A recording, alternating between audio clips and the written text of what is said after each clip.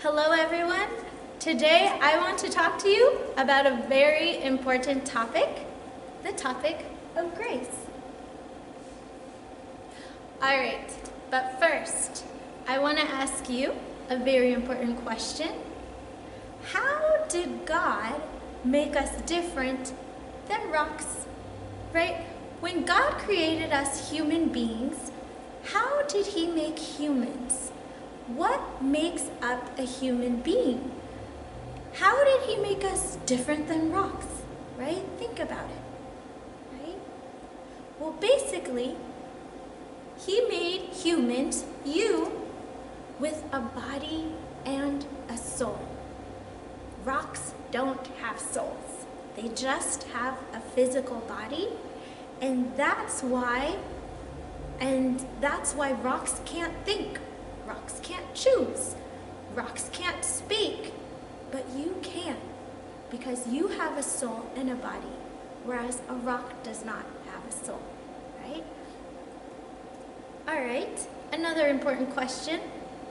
Will your body live forever? Well, this is kind of an easier question, right? Most of us, we've already lost a loved one, so we know clearly, no, our bodies will not live forever. At some point, every single human being, we will die, right? All right, but another important question, what makes a person's body die? What does the alive body have that a dead body doesn't have, right? So I know when you heard that question, most of you probably thought, well, obviously, sister, like a person's body dies when their brain dies, when their heart dies, when their heart stops. Well, yes, that's right. You're absolutely right. That when a person's heart stops, when their brain stops working, that the body dies.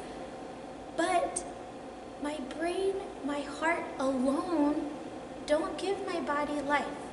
Like, did you ever think about it? If you look at an alive body and a dead body, both bodies have a heart, have a brain still. Like, the dead body didn't lose its heart, didn't lose its brain. It's still there. But what is that different? What is giving that heart, that brain life? What is that? And so, the answer is, it's the soul, right? It's really, so what's giving life to my brain, to my heart, to my whole body is this soul. And a body dies when that soul leaves the body, separates from the body, like we see here in this picture. You can see the image of the soul rising, leaving the body, and then the body, that's when the body dies. So again, your body dies when your soul separates from your body. All right, another important questions, just all important questions today.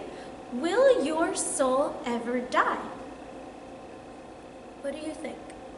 Will your soul die? We know your body will die, but will your soul die?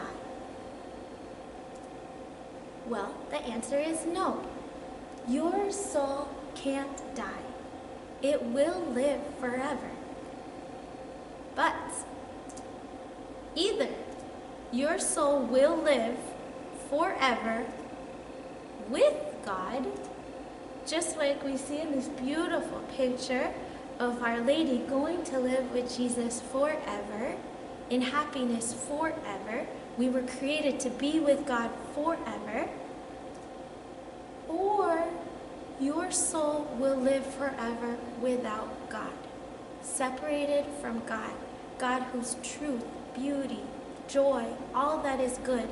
You will be separated from God forever. And we don't even want to think about what that will be like, right? To be separated from God forever. All right, new question. Does a newborn baby have God living inside of it?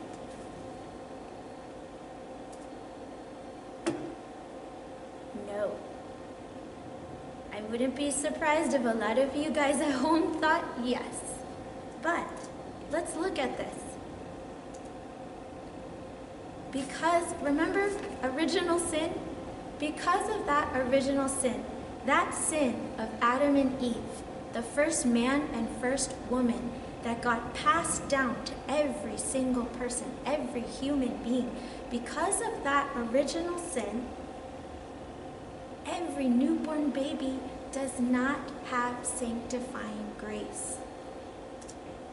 The newborn baby is a beautiful creature of God, but it is not yet a temple of God. God does not yet live inside the newborn baby.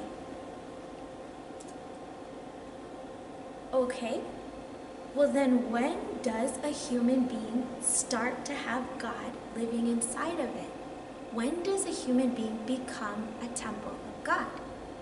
And I bet some of you guys already know the answer. It's at baptism, right? At baptism, that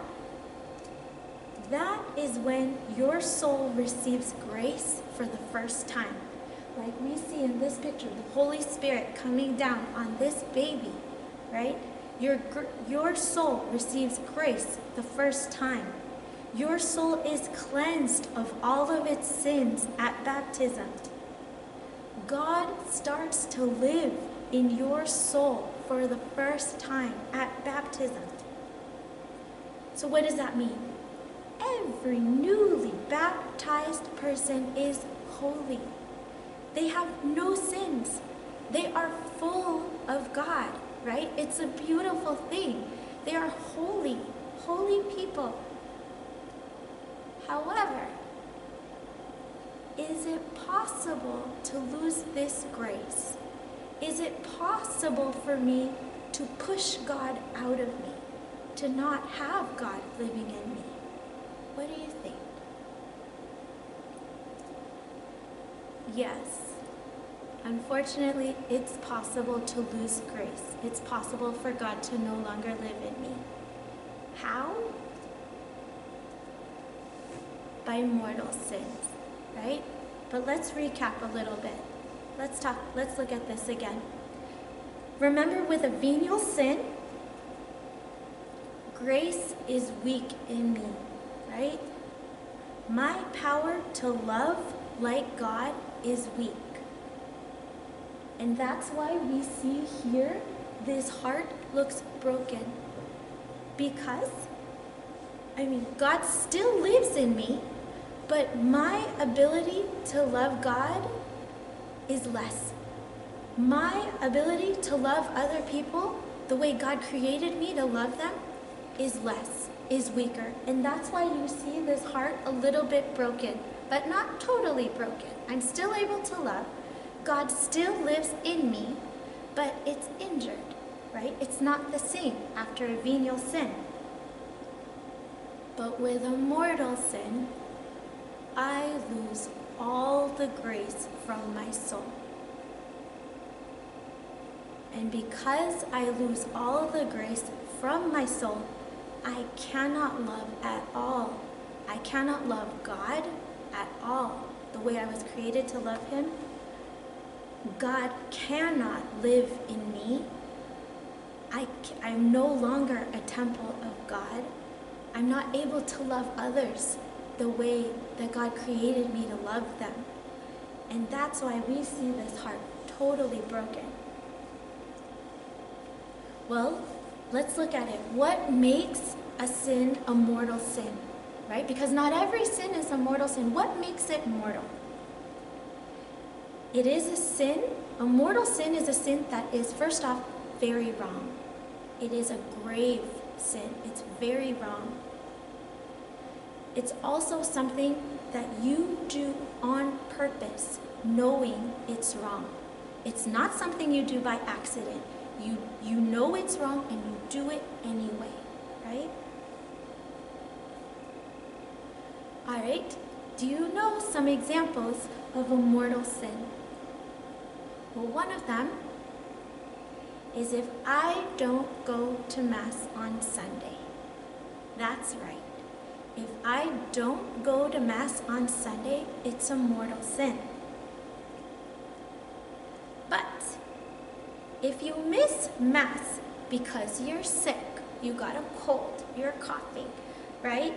Or you have to take care of somebody else who's sick. Like you're the only one who can take care of this person who's sick. Like some of you teenagers, if you're going to take care of mom or someone who's sick, it's not a sin to stay home, right?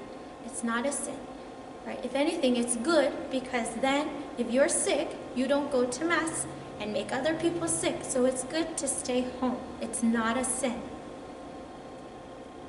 However, if I don't go to Mass on Sunday because I don't want to go to Mass, like we see with this boy right here, because he's like, oh, I feel so good in my bed and I'm sleeping and I just don't want to get up because I'm, right? That's different.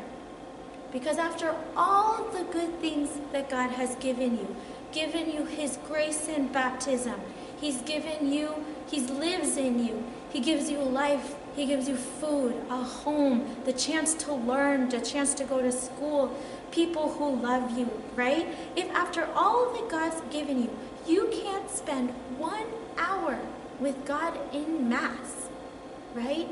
That is such a sign of ingratitude, of not being thankful to God.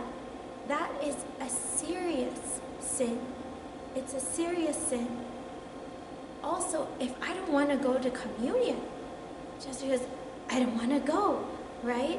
When God is giving Himself in His body to me and I don't want to go to communion, again, it's a very serious sin. Again, if it's just because I don't want to, I'm lazy, or whatever the reason, me not wanting to go, then we begin to sin, right? That's when it begins to be a sin. So, what does that mean? Even though you can't drive, many of you can't drive, every single Sunday, it is still your responsibility to ask your parents, to tell your parents, hey, tell your parents, tell your family, it's Sunday. We need to go to Mass, right? Can you please take me to Mass? Ask your parents, please take me to Mass, right? All right, let's look at another mortal sin. If I let myself have impure thoughts, right? If I let myself laugh at impure jokes, if I let myself look at impure images or scenes on TV, internet, Netflix, phones, whatever, right? What am I talking about? I'm saying, all right, well, let me make something clear. If you're watching TV, Netflix, a movie or something with your parents and an impure scene comes up, right, there's lots of kissing, people start taking off their clothes, things like that. If that comes up all of a sudden and you look away, you close your eyes, you change the channel, well then there's no sin. It's not a sin because you're rejecting it. You're like, no, I don't want to look at that.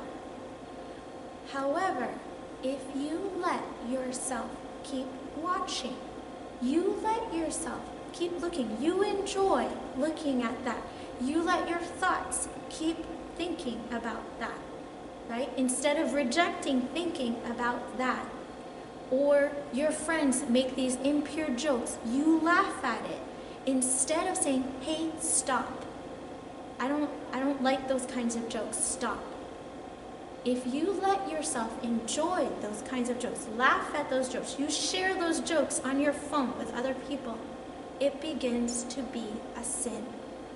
It affects the way you look at other people, the way you respect other people, the way you love God. It starts to break your heart, your ability to love. It seriously affects you. Whether you realize it or not, it affects you.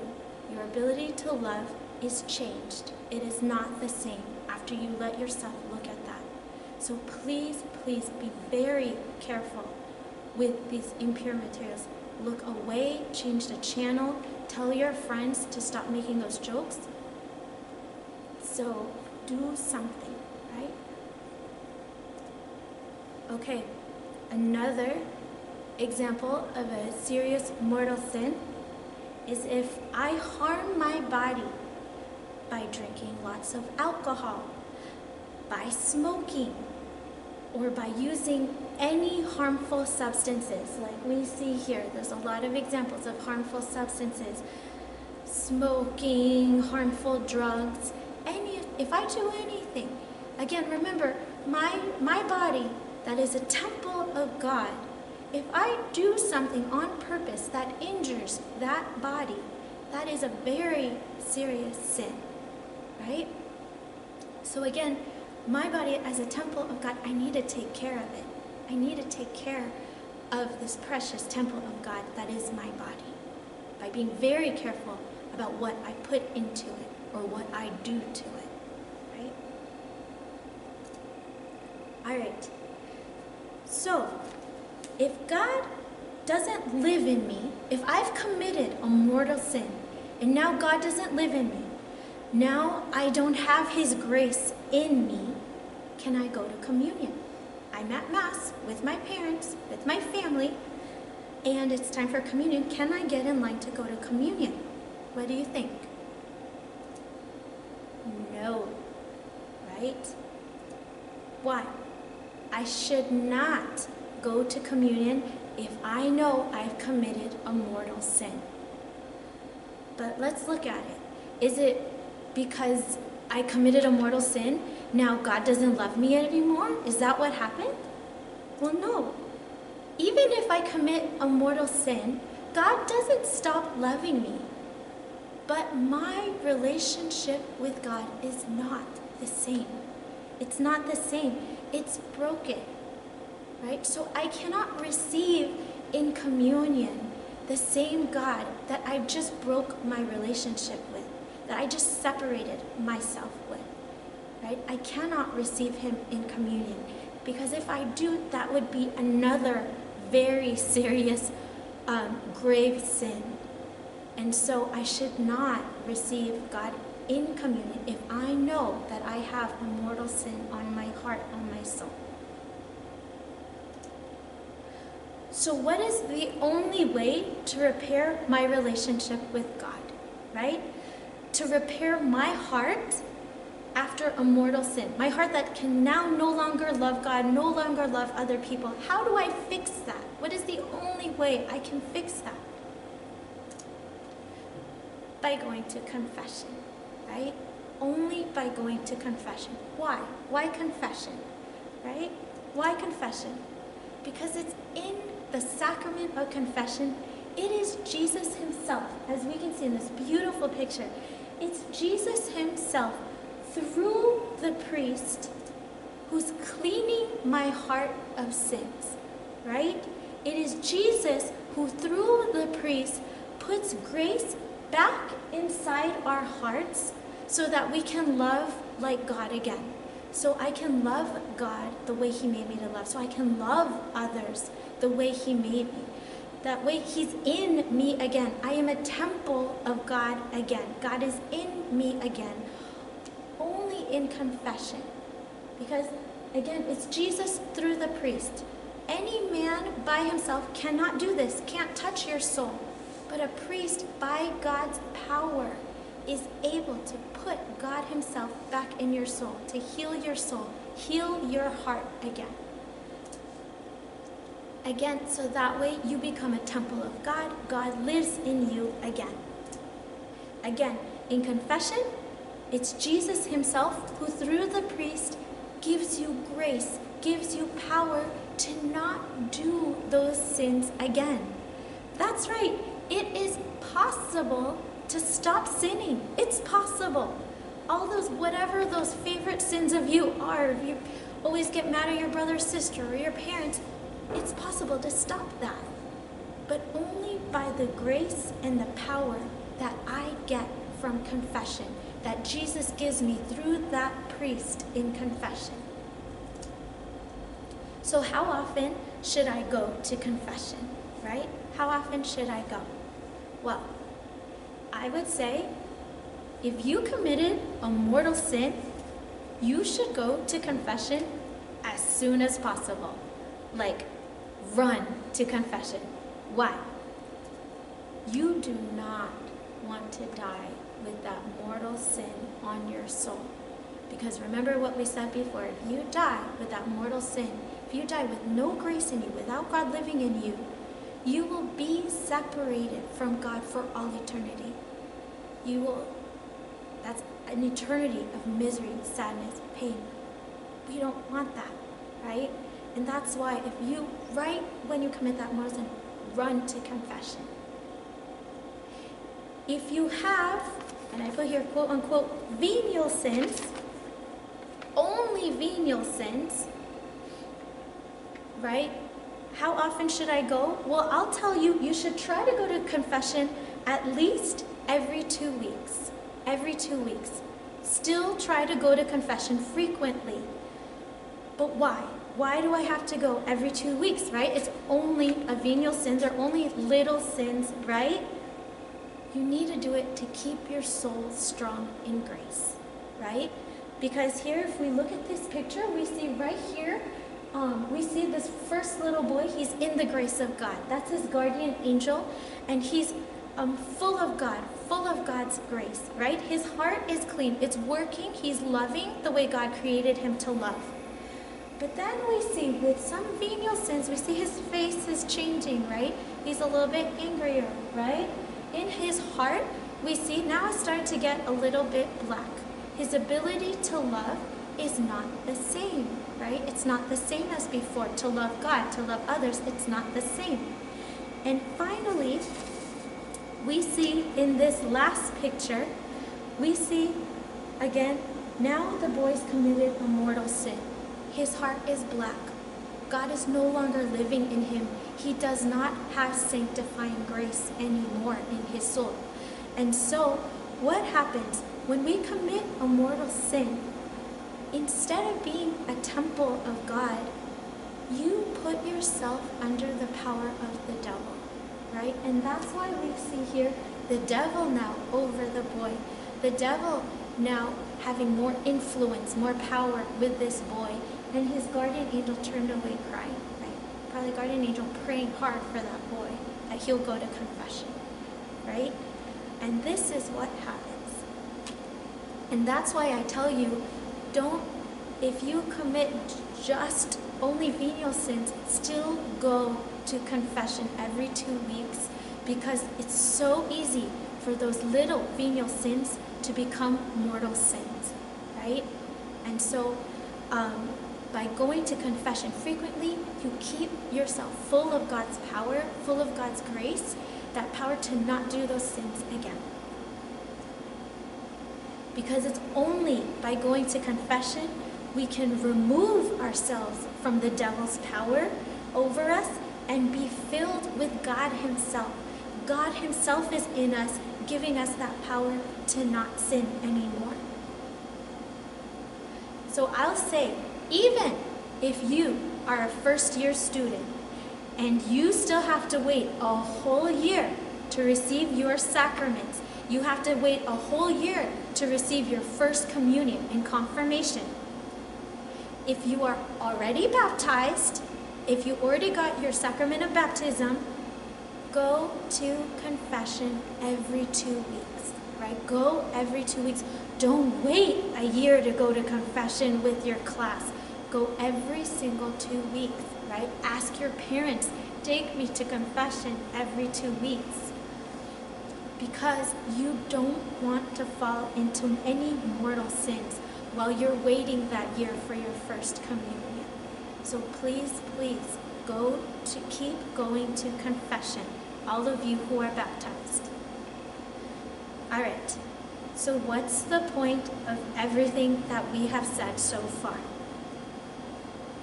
First, this grace we've talked about, God's grace living in your soul, is a priceless gift. It's priceless.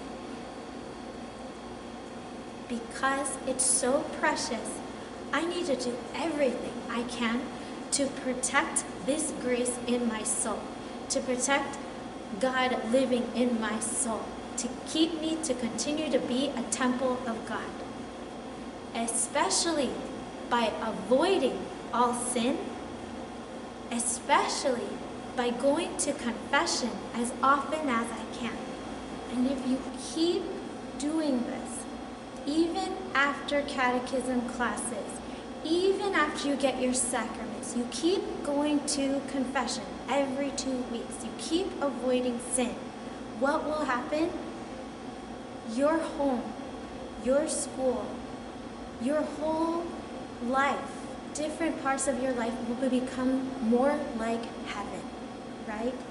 As God gives you the grace to decrease your sins, right? What's going to happen? You're going to see Him giving you the grace to forgive others, to love others in your school, at home, in the way He created you to love. You'll notice your relationships with your parents, your siblings, your people at school starting to get better. Again, home, school will become more like heaven.